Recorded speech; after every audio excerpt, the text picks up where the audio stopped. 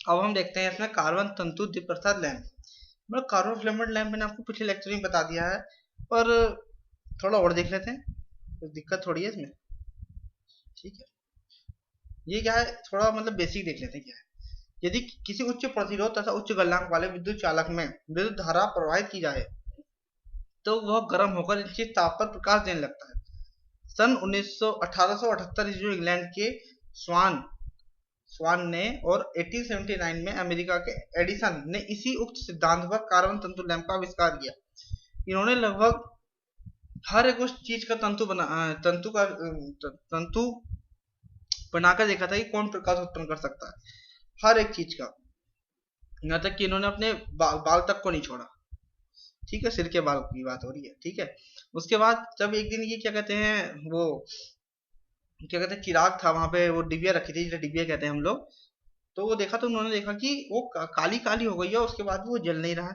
तो उनको दिमाग में आया क्यों ना हम, ये वो कार्बन था और हम क्यों ना हम कार्बन का फिलामेंट बना के देखें। तो कार्बन का फिलामेंट बना के देखा तो उन्हें कुछ चला, काफी देर तक उसने प्रकाश उत्पन्न किया।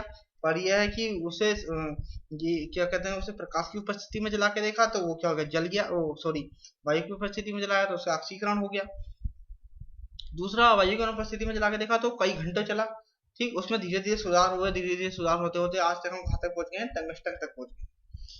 यद्यपि कार्बन का गलनांक अर्थात द्रवणांक 3500 डिग्री सेल्सियस है, कार्यकारी तापमान का वर्किंग टेम्परेचर जिस ताप पर ये चलता है 2000 डिग्री सेल्सियस, और यह 1800 डिग्री सेल्सियस तापमान के लगभग ही वाष्पित होकर लैंप की सतह को काला कर देता है। ठीक है, मतलब 18 डिग्री सेल्सियस में वाष्पित होने लग जाता है और 2000 डिग्री सेल्सियस में जलाते हैं तो ये क्या करते हैं, इसका कार्यकारी तापमान है। ठीक, और क्या कहते हैं, अगर इससे कम पे चलाएंगे तो उतना प्रकाश नहीं उत्पन्न कर पाता है।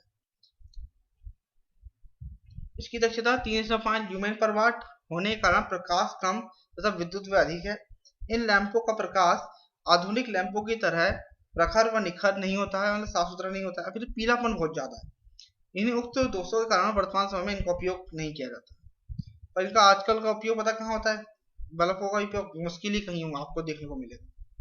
ठीक, आप इनको घर में ही बना सकते हैं। अपनी पेंसिल की वो लीजिए, पेंसिल में ग्रेफाइट लीजिए, ग्रेफाइट को दोनों तरफ इलेक्ट्रिसिटी अप्लाई कीजिए तो वो जलेगा। पर आप क्या करेंगे, उन्हें प्रेजेंस ऑफ एयर में जलाएंगे तो क्या होगा, एकदम ऑक्सीकृत हो जाएगा।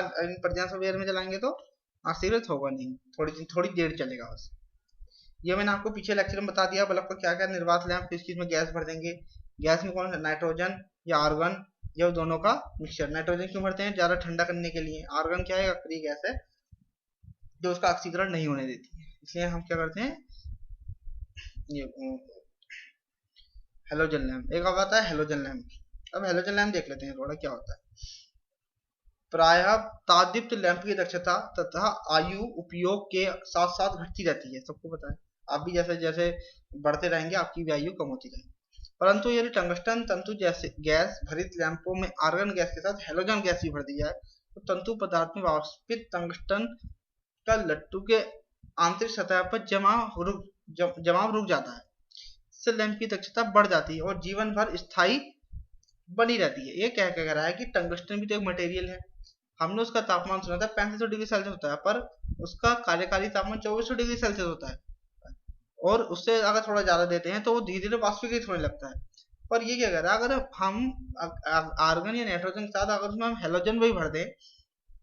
हेलोजन भर दें तो उसका वाष्पीकरण की दर थोड़ी और कम हो जाएगी, जिससे उसकी आयु और बढ़ जाएगी।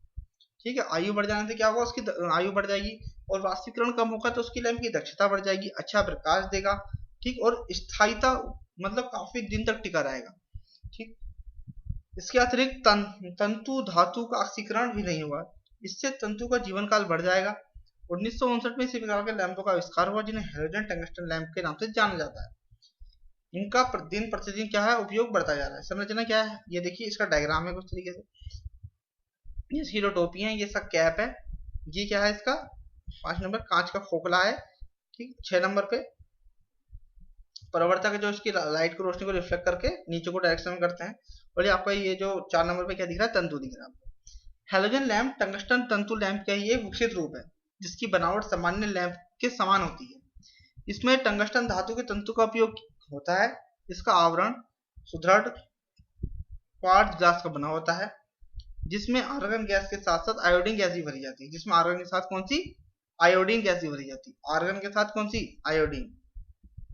ठीक, सिद्धांत क्या देखिए, कार्यकारी कार्यकारी स्थिति में लैंप के अंदर जब तंतु का वाष्पीकृत टंगस्टन आवरण की दीवार की सतह निकट अपेक्षाकृत न्यून तापमान में पहुंचता है तो आयोडीन गैस में रासायनिक क्रिया करके टंगस्टन आयोडाइड नामक यौगिक बनाता है जो अति उड़नशील होता है, यानी कि वाष्पीकृत होता है।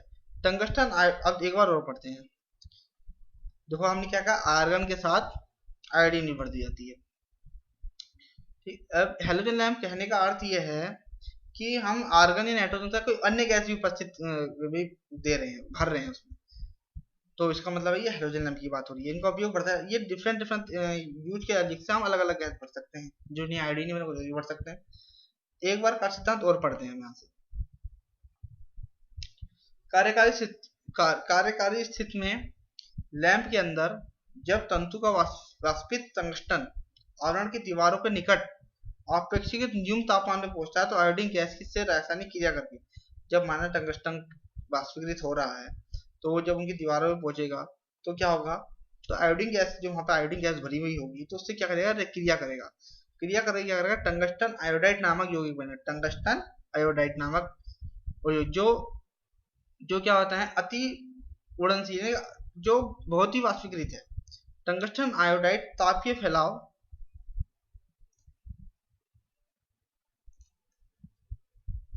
के कारण तापीय फैलाव के तंतु की ओर बढ़ता है। टंगस्टन आयोडाइड के तापीय फैलाव के कारण तंतु की ओर बढ़ता है और यह तंतु के समीप अपेक्षाकृत यह पुनः टंगस्टन तथा आयोडाइड पृथक विभाजित हो जाते हैं, जैसा कि निम्न की क्रिया में दिखाई दी। पहले क्या होगा, हमें पता है कि टंगस्टन वाष्पीकृत होता है जब उसका तापमान पहुंच जाता है 2400 से ऊपर। ठीक है, उसका मैक्सिमम टेम्परेचर 3500 है, कार्यकारी तापमान 2400 है। 3400 पे उसकी कहते हैं 11 से 13 ल्यूमेन प्रति वाट उसकी क्षमता है। अब हम इसमें क्या कर रहे हैं, हेलोजन लैंप में हमने क्या किया, टंगस्टन का मटेरियल लिया, फिलामेंट लिया और उसमें आर्गन के साथ हमने आयोडीन गैस भी भर दी। अब इसमें क्या करी होती है, टंगस्टन W से डिनोट करते हैं, N परमाणु या कुछ भी, तो जब और इसके आयोडीन के कुछ N परमाणु, जब टंगस्टन वाष्पीकृत होता है, जब ये आयोडीन के परमाणुओं से टकराता है तो ये क्या बना लेता है, तंतु के क्रिया करके क्या बनाता है, टंगस्टन आयोडाइड बना लेता है।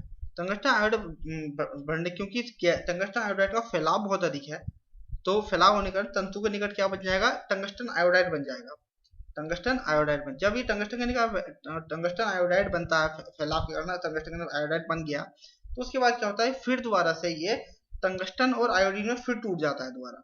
फिर क्या होता है, टंगस्टन आयोडीन फिर टूट जाता है, टंगस्टन और उसमें फिर टूटेगा, फिर क्या होगा, टंगस्टन का फिर वाष्पीकृत होगा, जो उसके आसपास जमा होगा फिर उसका होगा। ठीक है, उसका क्रिया होगा, फिर आयोडाइन से फिर क्रिया करेगा, फिर टंगस्टन आयोडाइड बनाएगा, फिर टंगस्टन आयोडाइड फिर तंतु के किनारे फिर जमा होता रहेगा, फिर जमा होगा तो फिर टंगस्टन और आयोडीन में फिर टूट जाएगा। और फिर अब देखते हैं यहाँ से, और यह तंतु के समीप अपेक्षाकृत यह पुनः टंगस्टन तथा आयोडाइड में पृथक विभाजित हो जाता है, जैसे कि इस रिएक्शन में दिखाया गया है। और यह टंगस्टन स्वतंत्र होगा पुनः तंतु पर जमा हो जाता है। अब ये टंगस्टन जो टूटा था ये क्या हो जाता है, फिर टंगस्टन अपने मटेरियल से जुड़ जाता है और आयोडीन गैस परिवहन यानी कि ट्रांसपोर्ट, एक तरीके का ट्रांसपोर्ट गैस का काम करती है। ये क्या करती है, यानी कि आयोडीन गैस जो है यहाँ पे एक तरह का ट्रांसपोर्ट गैस का काम कर रही है। ये क्या कह रही है कि भैया तुम टंगस्टन तुम कितना ही उड़ोगे, मैं तुम्हें ला के तुम्हारे क्या कहते हैं मटेरियल के साथ तुम्हें जोड़ दूंगी दोबारा। तो मतलब एक तरीके से आयोडीन कैसा काम कर रही है, ट्रांसपोर्ट गैस का काम कर रही है। इस प्रकार आयोडीन गैस कहते हैं रीजेनरेटिव चक्र की सहायता से वाष्पित टंगस्टन को बार बार तंतु का प्रक्षेपण होता रहता है। इसमें लैंप के अंदर एक तो आवरण की आंतरिक सतह पर वाष्पित टंगस्टन का प्रक्षेपण रुक जाता है, जिससे लैंप की उच्च ज्योति दक्षता जीवन भर कायम रहती है। दूसरे, क्वार्ट्ज ग्लास से निर्मित लघु आकार का आवरण में उच्च गैस दाब के कारण लैंप की आयु तथा निर्गत दोनों ही बढ़ जाते हैं। देखो उससे चीज क्या होगी, आपका जो टंगस्टन है वो मटेरियल क्या कहते हैं उड़ेगा, वो खत्म हो जाएगा। इससे क्या होगा, प्रकाश तो तेज होगा पर धीरे धीरे कुछ दिनों बाद उसकी आयु क्या हो जाएगी, घट जाएगी और टूट जाएगा, खराब हो जाएगा। उसके लिए हमने क्या भर दिया, आयोडाइन गैस भर दी। और दूसरा जो प्रकाश का जो बल्ब पे जो उसके आवरण के चारों ओर जो जम जाता था, जैसे कार्बन में जमता था, ऐसे ही कुछ ना कुछ टंगस्टन के भी तो ग्लास के कण उसके चारों तरफ जमेंगे। इससे बचने से क्या होगा, अब वो उड़ेगा ही नहीं, वापिस दोबारा टंगस्टन पे आके चिपक जाएगा, तो क्या होगा, कहते हैं ल्यूमेन प्रतिभा क्षमता हमें क्या मिलेगी, ज्यादा मिलेगी।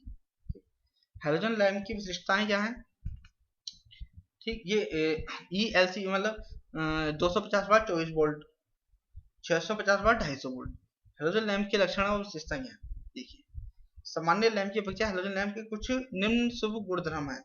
ठीक है, ये गुणधर्म है कि क्या इसकी स्पेशलिटी है कि हेलोजन लैंप हम यूज करते हैं।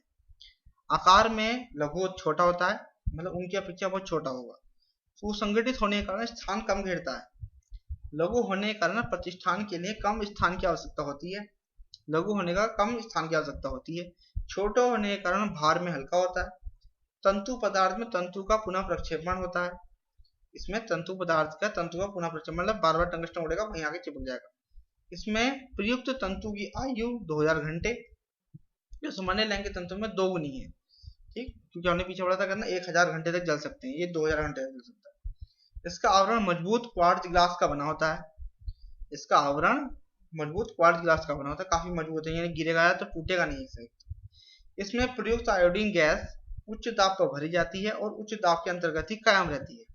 इसमें आयोडीन गैस जो है हाई प्रेशर पे भरी जाती है। ठीक, इसका ये कारण ये भी है कि इसका वो जो है गिलास क्वार्ट्ज ग्लास का बना होता है।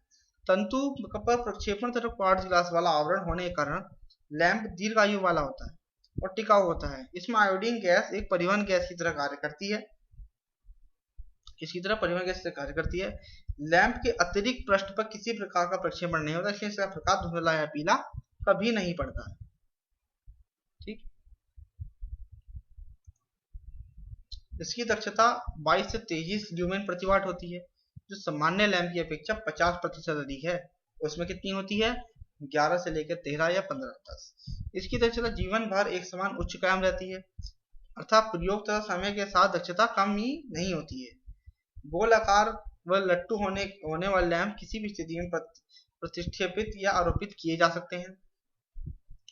इसे कम से कम 5 वाट तक की क्षमता में निर्मित किया जा सकता है, कम से कम 5 वाट, और अब तक अधिक से 1000 वाट तक की क्षमता साइज में बनाए जा चुके हैं।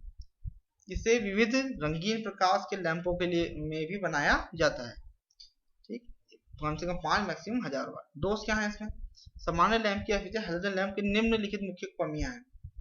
आयोडीन गैस को उच्च दाब पर लैंप के अंदर आवरण में भरना अति कठिन होता है और सुविधा मान्य है। ठीक, आयोडीन पुनर्जनन चक्र यानी कि रीजनरेटिव साइकिल को कायम रखने के लिए लैंप के आवरण की दीवार लगभग कम से कम 230 डिग्री सेल्सियस तक रखना आवश्यक होता है। मतलब इसकी बाहरी सतह जो 230 डिग्री सेल्सियस तक रहेगी तो ही वो साइकिल होगी, दोनों तरफ चलेगी वो साइकिल। लंबे ट्यूब वाले आयोडीन धार से हेलोजन टंगस्टन लैंप को ऊर्ध्वाधर स्थिति में रखकर प्रयोग नहीं किया जा सकता, क्योंकि ऊर्ध्वाधर स्थिति में आयोडीन गैस का उच्च भार परमाणु होने के कारण नीचे की ओर फैलाव होता है। क्योंकि इसमें बताया कि जैसे में फैलाव होता है तो इसे खड़े में ऊर्ध्वाधर में यूज नहीं करना, क्षैतिज में यूज ज्यादा करना इसका इजी है। सामान्य लैंप की अपेक्षा इनकी कीमत अत्यधिक लगभग 30 गुना होती है।